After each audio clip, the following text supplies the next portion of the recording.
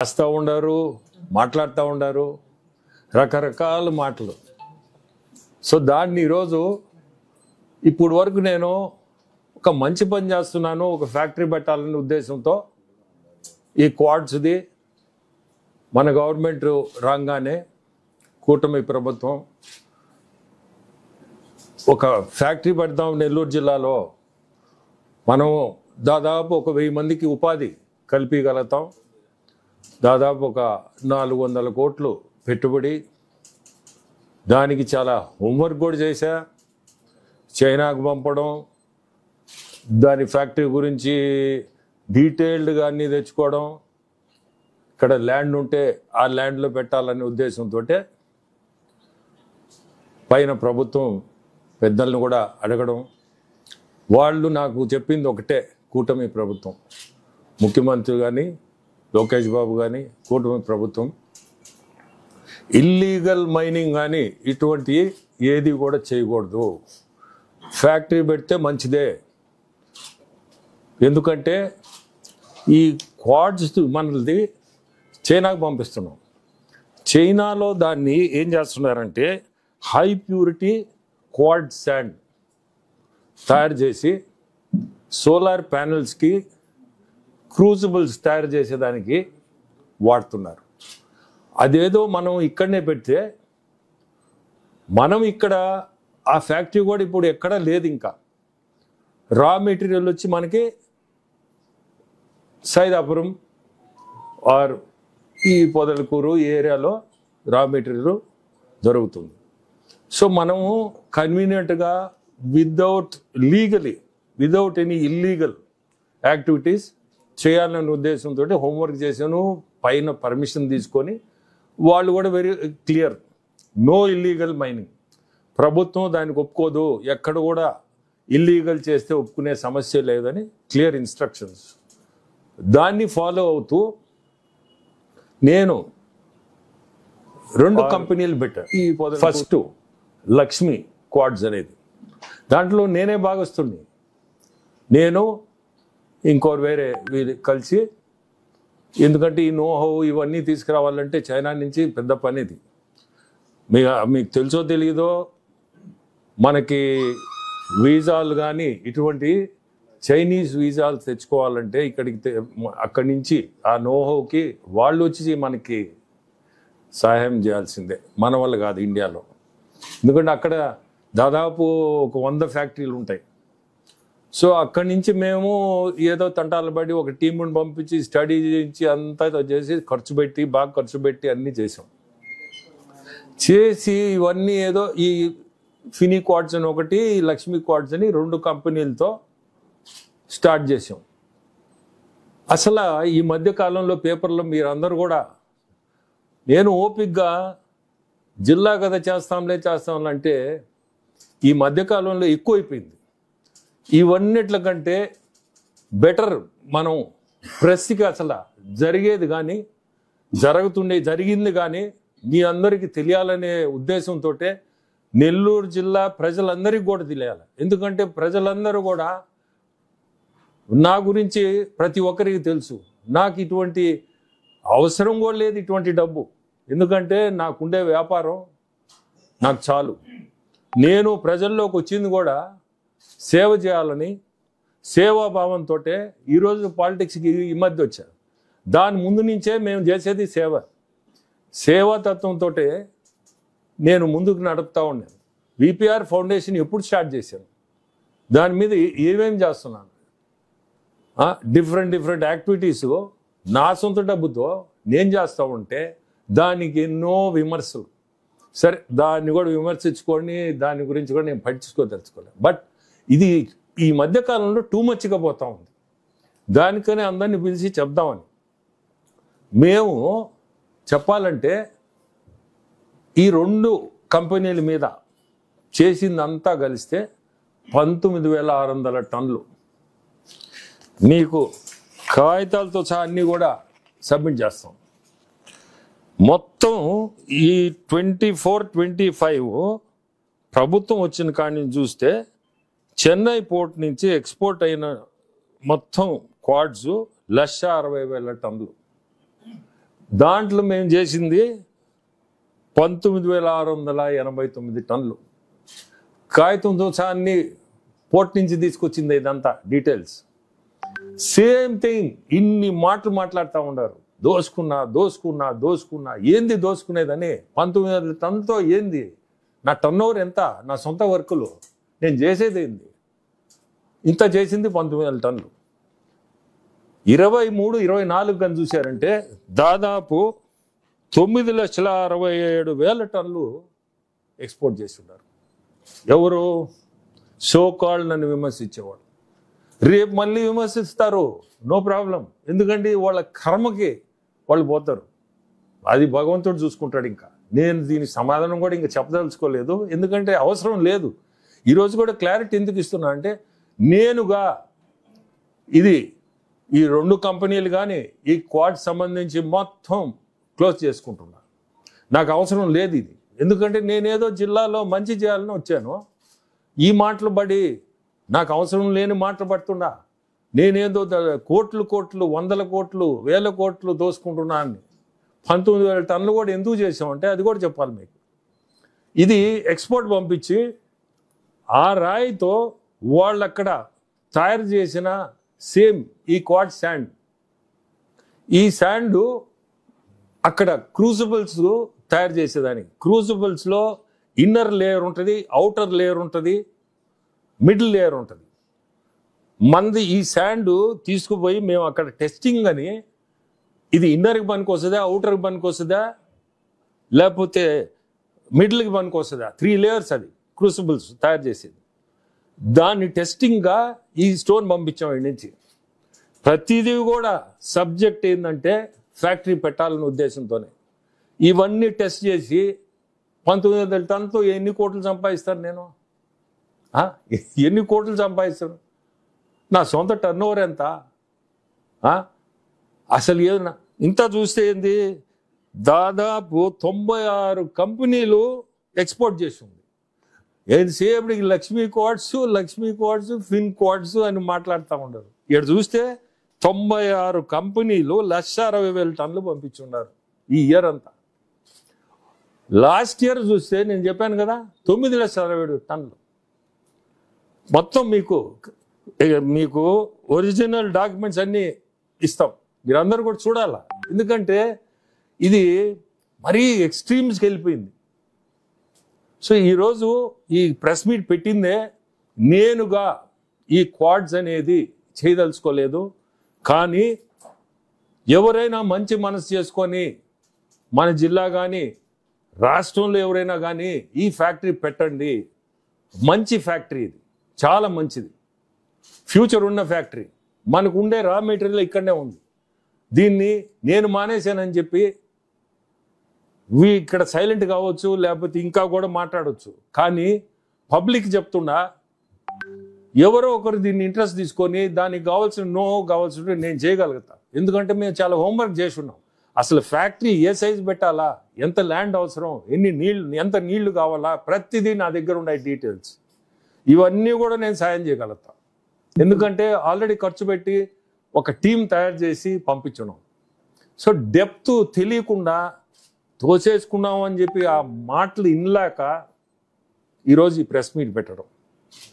నేను అది కూడా పైన ప్రభుత్వం ఇల్లీగల్ అనేది ఎక్కడ కూడా ఇల్లీగల్ చేస్తే ఒప్పుకోము అనేది విత్ క్లారిటీ. సో రేపు నుంచి ఎవరైనా కానీ నా గురించి క్వాడ్స్కి నాకు సంబంధం లేదని ఈరోజు క్లియర్గా చెప్తున్నా. ఫ్యాక్టరీ కూడా మానేస్తున్నా. కానీ నా రిక్వెస్ట్ మళ్ళీ కూడా రిక్వెస్ట్ చేస్తున్నా, ఖచ్చితంగా ఎవరో ఒకరు పెట్టండి. ఇది చాలా, ఈ హై ప్యూరిటీ క్వాడ్ శాండ్ అనేది చాలా యూస్ఫుల్. మన జిల్లాలోనే రేపు రాబోయేది ఇండోసోల్ కూడా ఇది అవసరం.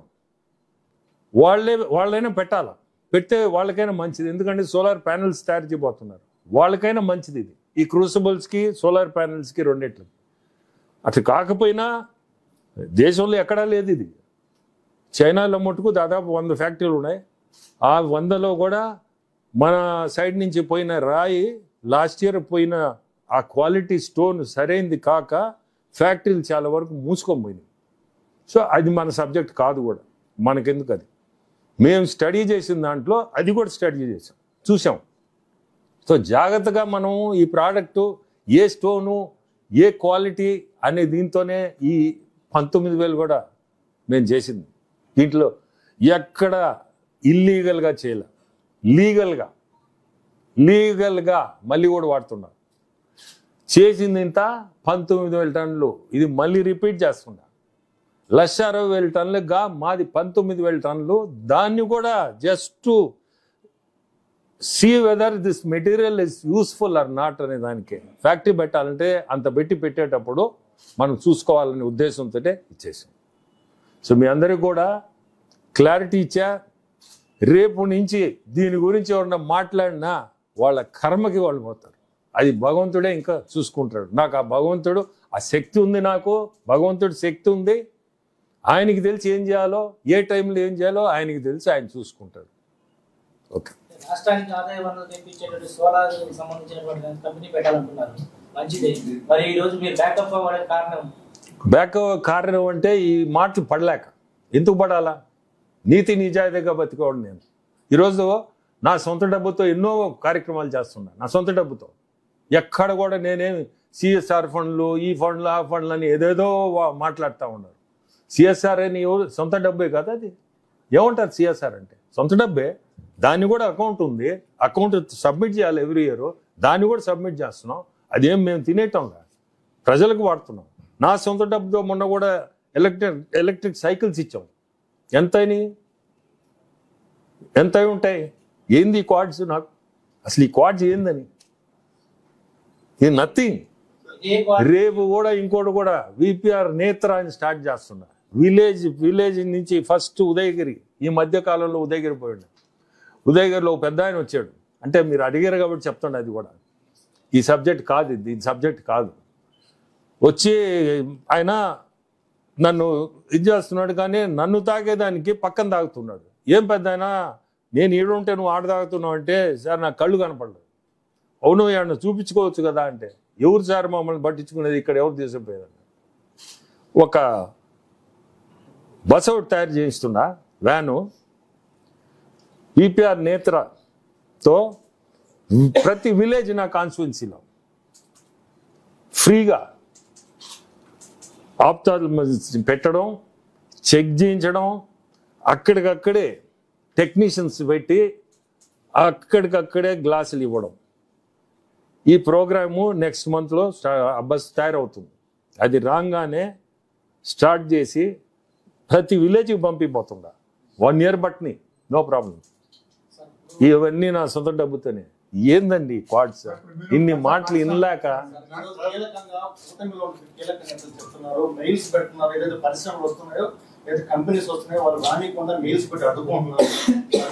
మీరు ఇది భయపడేది కాదు, ఇది భయం కాదు, ఇది దీంట్లో భయం కాదు. అదే నా జిల్లా కాకపోతే నేను చేసినవాడిని. ఇది నా జిల్లా అయ్యేలేకే నా జిల్లాలో ఎందుకు చెడ్డ పేరు తెచ్చుకోవాలి? రాజకీయాలు విమర్శలు అనేది సహజము. మీరు అభివృద్ధి చేయాలని వచ్చారు, ఇది బ్యాగ్ కాదు. ఇప్పుడు కూడా చెప్పాను కదా, ఇది బ్యాగ్ కాదు పోవడం. ఇంకోరు వస్తారు, నేను కాకపోతే ఇంకోరు వస్తారు. దాని హోంవర్క్ అంతా నేను చేసి ఉండా. నేను చెప్తున్నా కదా, నాకు విమర్శలు నచ్చవు, నేను మంచి పని చేస్తున్నా. ఎందుకు ఒకటి చేత అనిపించుకోవాలి? నేను దేనికి అనిపించుకోవాలి? అసలు ఏం కారణం ఉండి నా డబ్బు పెట్టుకొని నేను చేస్తుంటే ఇంకా అంతకంటే ఏందని? భయం కాదు ఇది భయం అనబాకండి. భయం దేనికి భయపడాలా? ఏం తప్పు చేస్తే భయపడాలి? నాకు అవసరం కూడా లేదు భయపడాల్సింది. నా సొంత డబ్బు పెట్టి నేను చేస్తుంటే ఇష్టం వచ్చినట్టు మాట్లాడతా. దీనికి మనం ఈ శక్తిని వేరే విధంగా వాడచ్చు కదా. జిల్లాకి ఇంకోటి చేస్తాం. ఏం మాట్లాడతారు?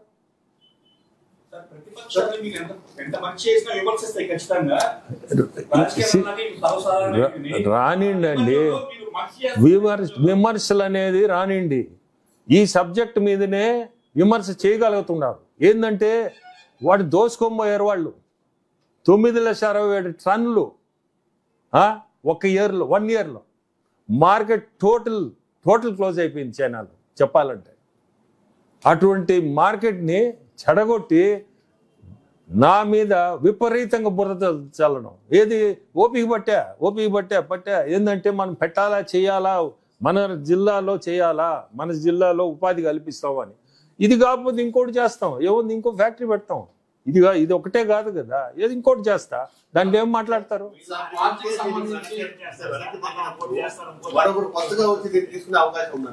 ఎందుకు లేదు? టార్గెట్ చేసింది విపిఆర్ని, దీన్ని ఫ్యాక్టరీ కాదు, టార్గెట్ విపిఆర్. ఇది ఇక్కడ ఏమొస్తుందంటే విపిఆర్ని టార్గెట్ చేయాలని చేస్తున్నారే కానీ ఫ్యాక్టరీ ఇంకో రుచి పెడతారు, ఖచ్చితంగా పెడతారు. ఎందుకు పెట్టరు? మంచి ఇప్పుడు ఇండోసోలే పెడతాడు, ఎవరో బల్లే ఇండోసోలే పెడతాడు. చూడండి, నేను చెప్తున్నా, ఇండోసోల్ అతనే పెడతాడు ఇదే ఫ్యాక్టరీ. పెట్టకపోతే అప్పుడు అడగండి. ఎందుకంటే వాళ్ళకి కూడా అవసరం. ఇది ఫ్యాక్టరీ పెట్టుకున్నారంటే ఇంకా ఈజీ కదా. విషయంలో మాజీ మంత్రి అనిల్ కుమార్ యాదవ్ పదే వేమిరెడ్డి ఈ యొక్క 10 నెలల్లో దాదాపు కోట్ల రూపాయలు సంపాదించారంటారు. ఇప్పుడు మీరు విన్నారా? 19,000 టన్నులు, 1,60,000 టన్నులు మొత్తం సంవత్సరం అంతా. ఎన్నైనా విమర్శించుకొని వాళ్ళ కర్మ భగవంతుడు చూసుకుంటాడు. ఇంకా దీని గురించి ఇంకా నేనుగా సమాధానం చెప్పను. ఎన్నో ఎవరైనా మాట్లాడినా వాళ్ళ కర్మ అనుకోండి, భగవంతుడు దానికి రిప్లై ఇస్తాడు. సార్, అందరికీ నమస్కారం. ఈరోజు మీ అందరినీ పిలిపించింది, ఈ మధ్యకాలంలో మీరందరూ కూడా క్వాడ్స్ గురించి ప్రింట్ మీడియా, ఎలక్ట్రానిక్ మీడియా విపరీతంగా దాని గురించి రాస్తూ ఉండారు, మాట్లాడుతూ ఉండారు, రకరకాల మాటలు. సో దాన్ని ఈరోజు ఇప్పుడు వరకు నేను ఒక మంచి పని చేస్తున్నాను, ఒక ఫ్యాక్టరీ పెట్టాలనే ఉద్దేశంతో ఈ క్వాడ్స్ది మన గవర్నమెంట్ రాగానే కూటమి ప్రభుత్వం ఒక ఫ్యాక్టరీ పెడదాం నెల్లూరు జిల్లాలో, మనం దాదాపు ఒక 1000 మందికి ఉపాధి కల్పించగలుగుతాం, దాదాపు ఒక 400 కోట్లు పెట్టుబడి. దానికి చాలా హోంవర్క్ కూడా చేశా, చైనాకు పంపడం, దాని ఫ్యాక్టరీ గురించి డీటెయిల్డ్గా అన్నీ తెచ్చుకోవడం, ఇక్కడ ల్యాండ్ ఉంటే ఆ ల్యాండ్లో పెట్టాలనే ఉద్దేశంతో పైన ప్రభుత్వం పెద్దలను కూడా అడగడం. వాళ్ళు నాకు చెప్పింది ఒకటే, కూటమి ప్రభుత్వం, ముఖ్యమంత్రి కానీ లోకేష్ బాబు కానీ కూటమి ప్రభుత్వం ఇల్లీగల్ మైనింగ్ కానీ ఇటువంటి ఏది కూడా చేయకూడదు. ఫ్యాక్టరీ పెడితే మంచిదే. ఎందుకంటే ఈ క్వాడ్స్ మనది చైనాకు పంపిస్తున్నాం. చైనాలో దాన్ని ఏం చేస్తున్నారంటే హై ప్యూరిటీ క్వాడ్ శాండ్ తయారు చేసి సోలార్ ప్యానెల్స్కి క్రూజిబుల్స్ తయారు చేసేదానికి వాడుతున్నారు. అదేదో మనం ఇక్కడనే పెడితే, మనం ఇక్కడ ఆ ఫ్యాక్టరీ కూడా ఇప్పుడు ఎక్కడా లేదు. ఇంకా రా మెటీరియల్ వచ్చి మనకి సైదాపురం ఆర్ ఈ పొదలకూరు ఈ ఏరియాలో రా మెటీరియల్ దొరుకుతుంది. సో మనము కన్వీనియంట్గా విదౌట్ ఎనీ ఇల్లీగల్ యాక్టివిటీస్ చేయాలనే ఉద్దేశంతో హోంవర్క్ చేశాను.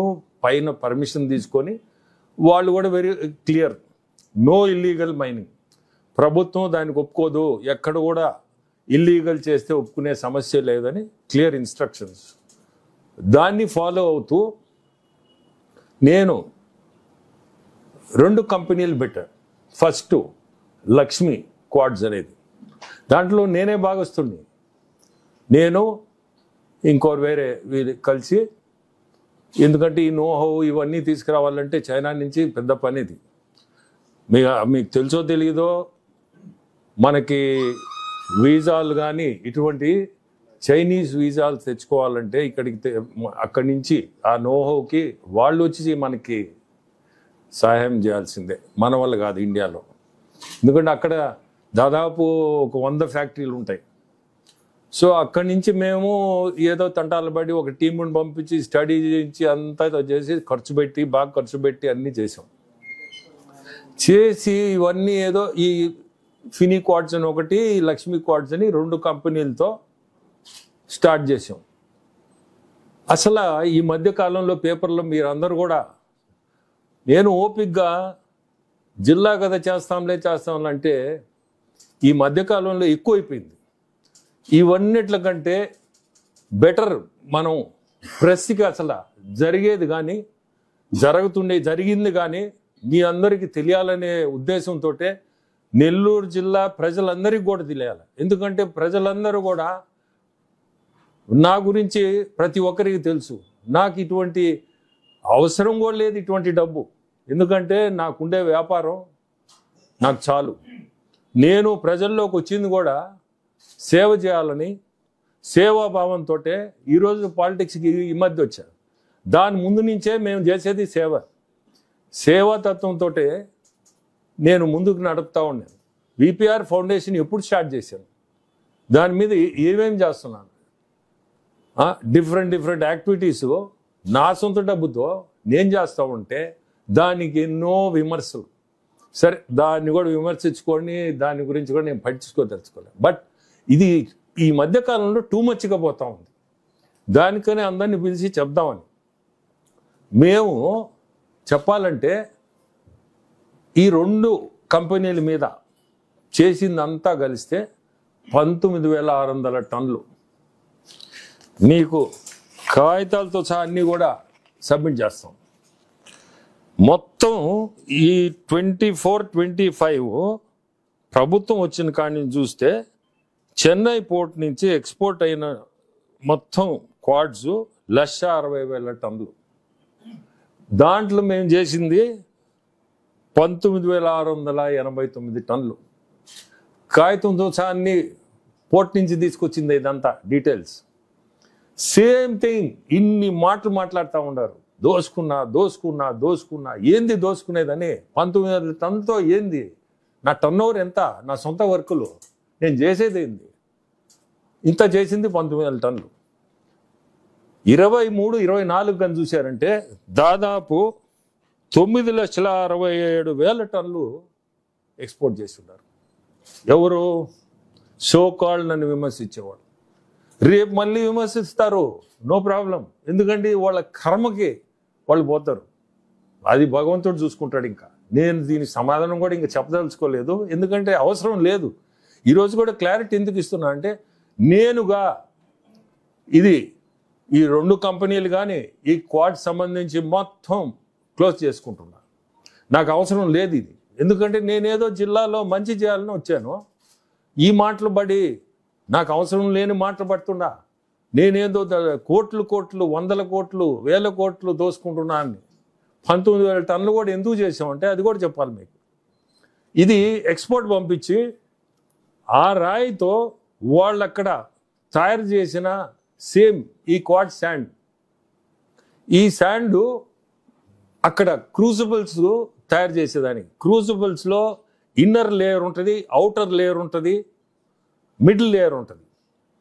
మంది ఈ శాండ్ తీసుకుపోయి మేము అక్కడ టెస్టింగ్ అని ఇది ఇన్నర్కి పనికి వస్తుందా, అవుటర్కి పనికి వస్తుందా, లేకపోతే మిడిల్కి పనికి వస్తుందా, 3 లేయర్స్ అది క్రూసిబుల్స్ తయారు చేసేది. దాన్ని టెస్టింగ్గా ఈ స్టోన్ పంపించాం ఇక్కడి నుంచి.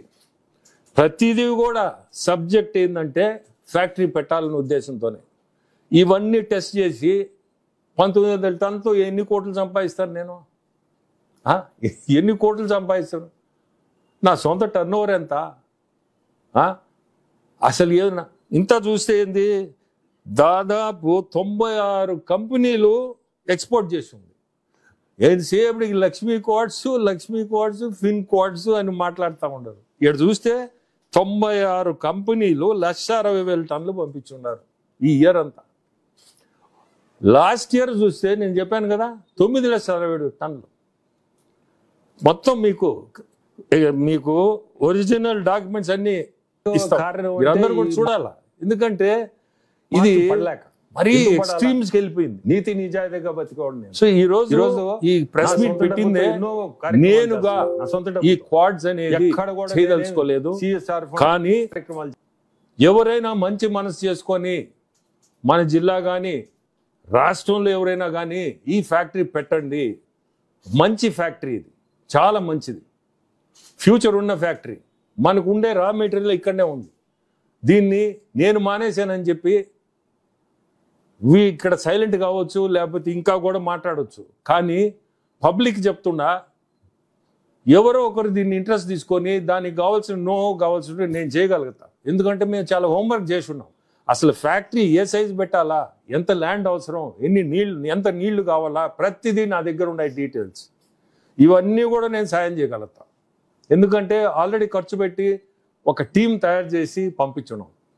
సో డెప్త్ తెలియకుండా తోసేసుకున్నాం అని చెప్పి ఆ మాటలు ఇన్లాక ఈరోజు ఈ ప్రెస్ మీట్ పెట్టడం. నేను అది కూడా పైన ప్రభుత్వం ఇల్లీగల్ అనేది ఎక్కడ కూడా ఇల్లీగల్ చేస్తే ఒప్పుకోము అనేది విత్ క్లారిటీ.